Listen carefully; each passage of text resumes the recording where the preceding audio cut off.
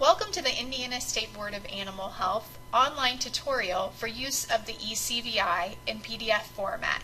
Today we're going to learn how to use the fillable PDF for use in your practice. We'll be using this for the small animal application first. We'll start over here on the left. You'll notice that this is a state form and it has a form number. That's so that you know that this is an official form. Over to the far right, you'll see the certificate number. That number starts with 32 because that's the number for the state of Indiana.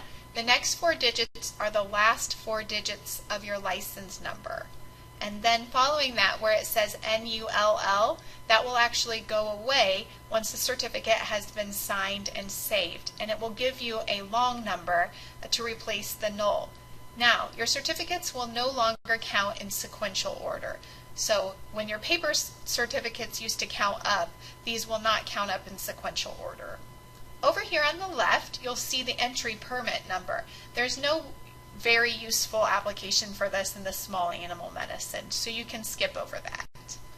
Below that, you'll see the inspection date. And anytime you put your cursor in the box, you'll see a little box that pops up that tells you exactly what to put there. So this will be the date the animals were examined in your office.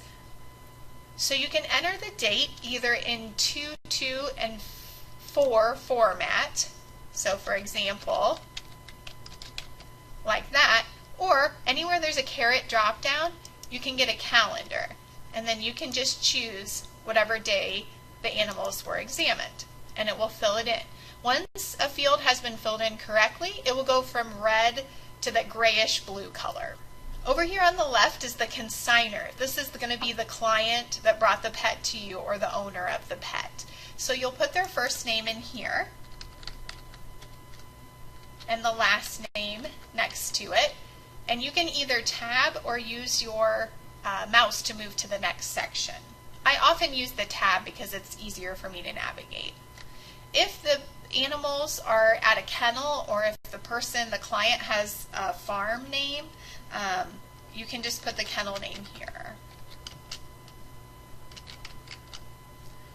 And then the next line is for the physical address of the animals, and this cannot be a P.O. box. This has to be physically where the animals are. In small animal medicine, most of the time that's the same as the mailing address.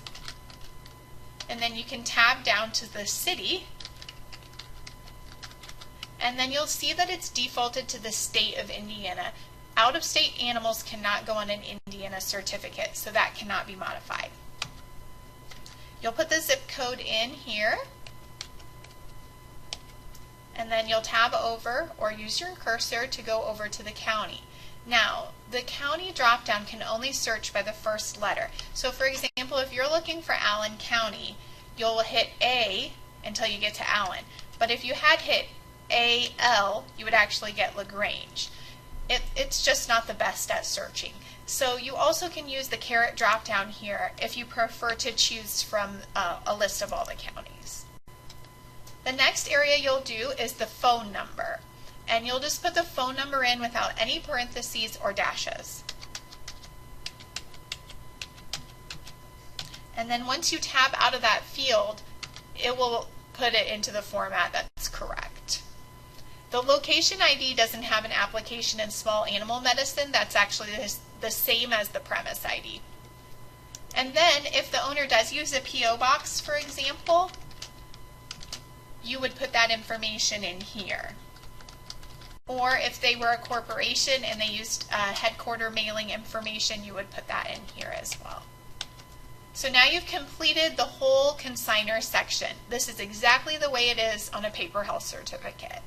Then we're going to go over here to the middle section, and your first box is the shipment date. Only put the shipment date if you know for sure exactly when the animal will be departing. Typically, I recommend that you don't put a shipment date if you're unsure of when the animals will leave, especially if they're flying, because you don't want to have erroneous information on here. This is not a required field. And once again, you can either type the shipment date in 2, 2, and 4 format, or you can once again choose from the calendar drop down. And this is the consignee information. So for a client who's traveling with their pet, the information will be the same in the consignor and the consignee section.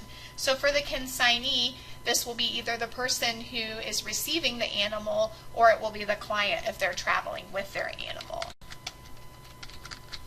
If they have a business name, that will go here.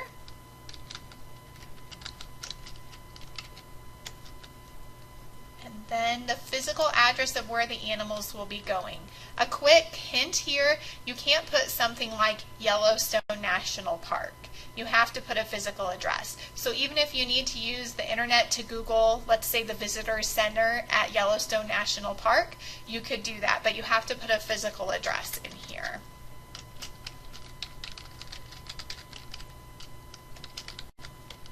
And then you'll put the city in, and you can either use the mouse or you can tab over. And then the state drop-down searches just like the county drop-down. So if you're looking for Illinois, you'll want to hit the I until you get to Illinois.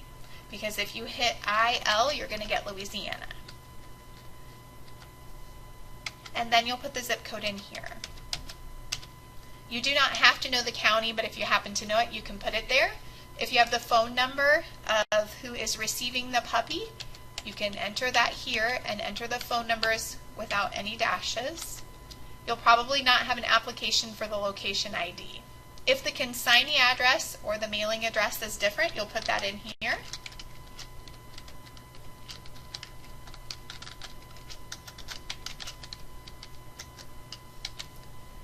And then there's a little box right here that says print reconsigned.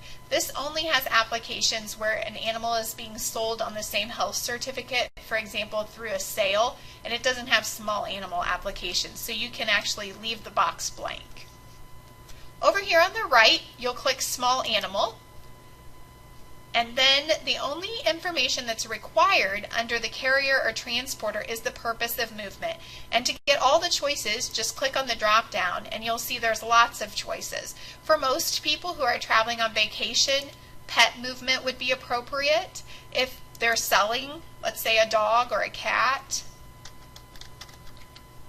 your choices are sale, that would be appropriate as well.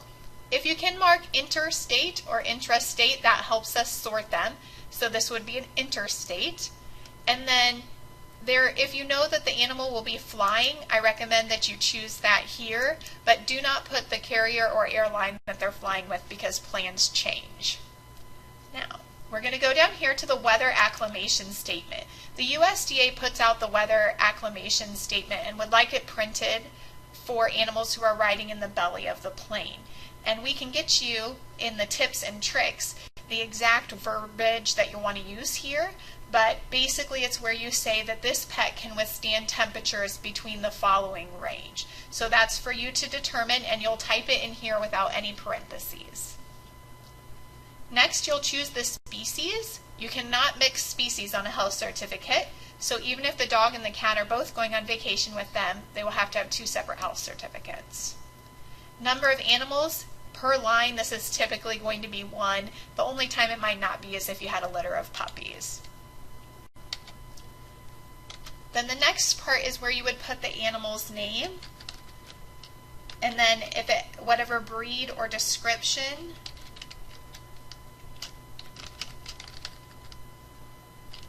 If it has a microchip or a registration number, if it's a registered animal, you can put that in there.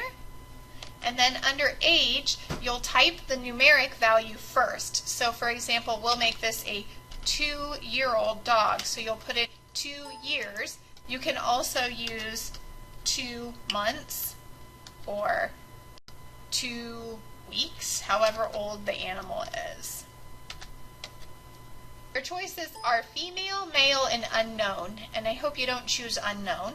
So if it is a neutered male, for example, you just choose male, and then I'll show you where you'll write neutered male. Next, we'll go on to the rabies vaccine date. You can put the date in 2, 2, and 4 format, or you can choose from a calendar anytime you have a number, anytime you have one pop up or caret pop up, then you can choose from the calendar here.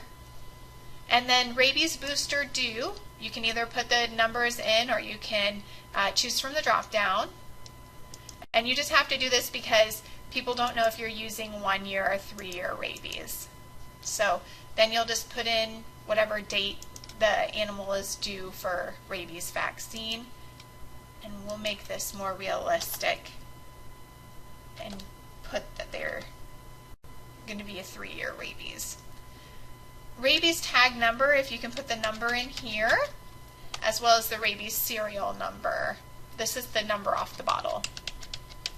Now, if the pet is too young for rabies, leave all 4 of the rabies columns blank.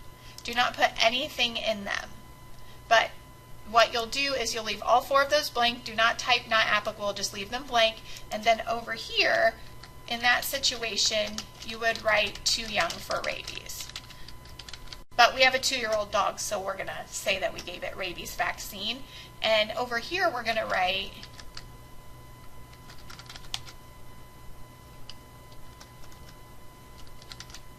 neutered male, or you can put castrated male. And if you want, you can add any other vaccines, distemper vaccines, dewormer, heart guard, that kind of thing. Now, you can choose copy if you're going to add another dog, and you can go back and edit this, and you can put in, if they have another dog, you can put in all the information. If you don't have one, you can just hit delete here. You can also, if you like to start with blank rows, you can do add new row. And then you'll just choose here, but just keep in mind we can't mix species. Okay, so we've gotten to the point where we're ready to sign the certificate. So to do that, you'll go down here to the date, and this is the date the certificate was signed. You want to be sure before you sign the certificate that you don't have any red fields outstanding on your screen. So the date you sign the certificate does not have to be the date the animals were inspected. A lot of times it will be. And then you'll click down here by this red signature sign here button, and then we'll create a digital signature. We'll cover that in signing and saving.